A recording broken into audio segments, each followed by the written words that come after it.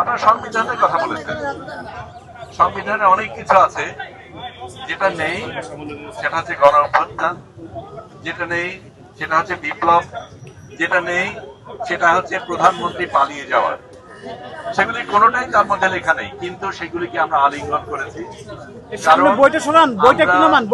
জনগণ ভিন্ন বাংলাদেশ চায়, সেটা রক্ত দিয়ে তারা প্রমাণ করেছে।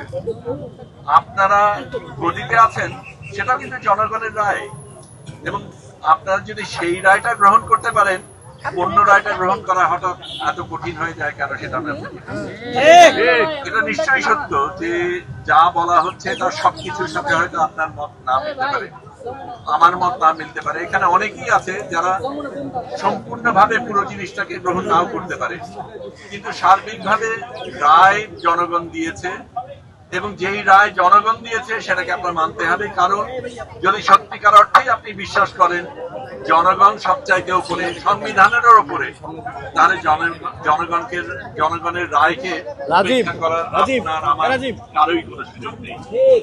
কারণ সেটা যদি হতো তাহলে তো স্বৈরাচার সেই কাজটাই করেছে। স্বৈরাচার এতদিন ছিল কি কারণে? কারণ সে জনগণের রায়কে উপেক্ষা করেছে। জনগণ কিভাবে তোয়াক্কা করেনি, তার সৈন্য ছিল, লোকবল ছিল, টাকা ছিল, অনেক কিছু ছিল যেটা দিয়ে সে আঁকড়ে ধরে থেকেছে। আপনারা তার থেকে ভিন্ন হবেন ভেবেই আপনাদের জনগণ এখানে এসেছে। এটা আপনাদের সুযোগ, আপনারা যে সত্যিই ভিন্ন সেটা প্রমাণ করার।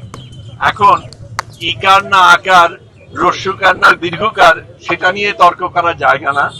এখানে জনগণের সাথে আপনারা আছেন, এটা প্রমাণ করার সময় সেটাই আপনারা করবেন আমরা আশা করি।